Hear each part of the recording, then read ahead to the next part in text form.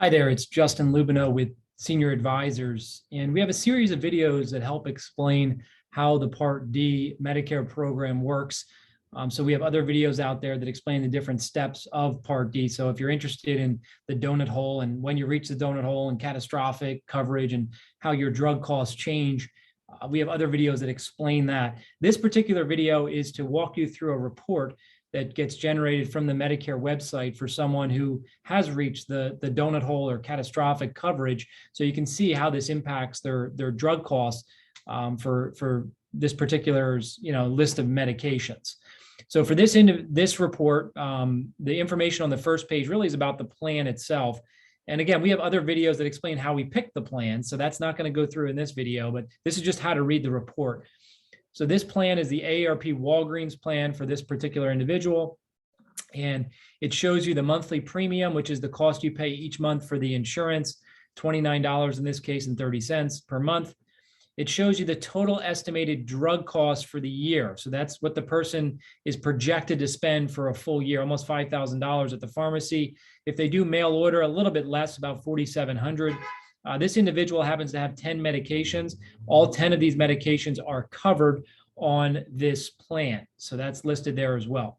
It repeats the premium. It also shows you the deductible, which in this case is $310.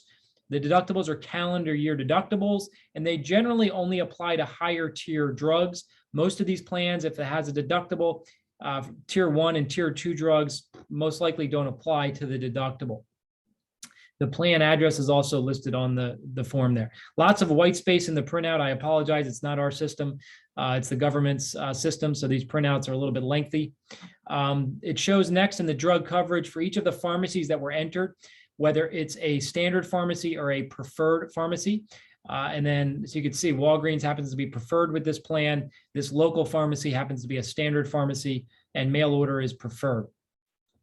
Then it breaks down for each of the drugs that were entered on the list at each of the pharmacies, what's the yearly drug cost. This is a projection. If you fill that medication every month, what the drug cost would be for the year. You can see the big cost driver here is this budesonide medication here, which is the large majority of the expense. The rest of these medications are minimal, less than $100 for the year.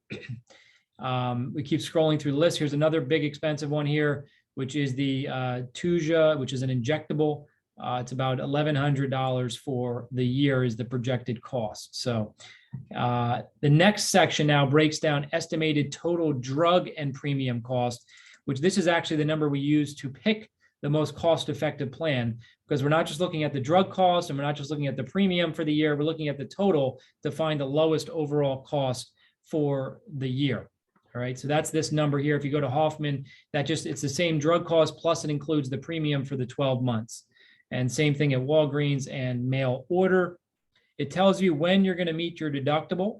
In this person's example, again, they have expensive drugs. They're going to meet the deductible in January. If you're going to reach the coverage gap, it tells you when you're going to reach the coverage gap.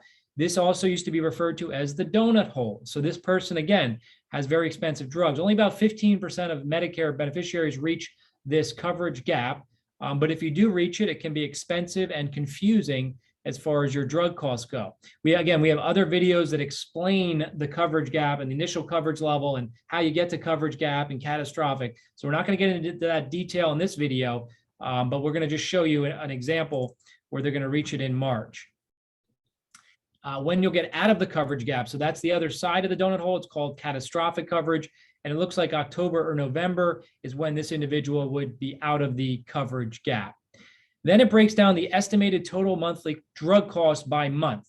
Okay, so this is helpful so we can see the fluctuation in drug costs. So let's just look at Hoffman Pharmacy, for example.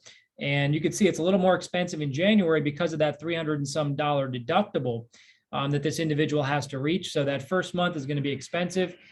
By February now, the costs are starting to come down. They're getting out of that deductible in March as well. And you can see it starts to flatten out in April because they've reached the coverage gap where they have to pay 25% of their drug costs. Now, years ago, you used to have to pay 100% of your costs in the coverage gap or the donut hole. And it's gotten better and better. And it plateaued in 2000, 2019 at 25% the cost of the drug. So this is one of those unusual cases where the person reaches the donut hole and their cost actually goes down a little bit from about $500 a month, in this case, down to about $490. You can see if you go to the preferred pharmacy, it actually goes up a little bit, but it's roughly about the same as it was in the initial coverage level. All right, and then towards the end of the year, we remember they reached the catastrophic coverage around October, November. You can see that the cost is going to drop now down to, when you reach catastrophic, it's 5% the cost of the drugs. So in November and December, the cost then drops down again because they're on the other side of the donut hole. All right, so that just breaks it down by month to give you that idea of what to project out for the cost for the year. The next section, estimated drug costs during coverage phases. So this is going to break it down for each of the pharmacies. And again, I'm sorry for all the white space. It's not our tool, it's the government's tool. But this shows you now for Hoffman Pharmacy, for each of those 10 drugs, what's the full retail cost?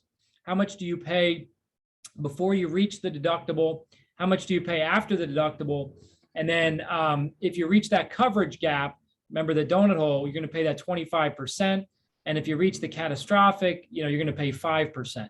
So this just gives you all of those drug costs depending on the medication and where you are in the phases throughout the year. So you can see how much you're going to pay for each of those drugs. If you map these numbers back, really this the 545, the cost after deductible for all of the medications, if we scroll back up to February, right after the deductible for Hoffman, that's what that number is. That 545 was for February.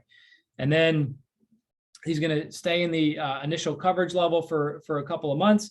And then once they reach catastrophic, in this example, the coverage gap, it's 491. It goes down slightly. And if you remember, that was the number we saw again up here. Once they reach the coverage gap, was that 491 per month. So there's a lot of great detail, and it's a little bit, overwhelming. I realize 23 pages. Again, a lot of that's white space, but then a lot of it's repetition. This is the Hoffman Pharmacy now, and then the next section is going to be the same information for the other pharmacy entered, which was Walgreens. It's just going to repeat all the same information again, and then for mail order pharmacy as well, it repeats everything. Mail order is for 90-day supply. So these numbers you'll see for mail order are going to be every 90 days is what the cost would be to give you the 90-day supply. After you get through those pages, then it breaks down, gives you an idea for each of the tiers of the drugs, what the cost is in the initial coverage level, the coverage gap, and then catastrophic for the 5 tiers. Most of these have a 5-tier system for these Part D plans. After that, it then shows you for each of the 10 medications which tier the drugs are in.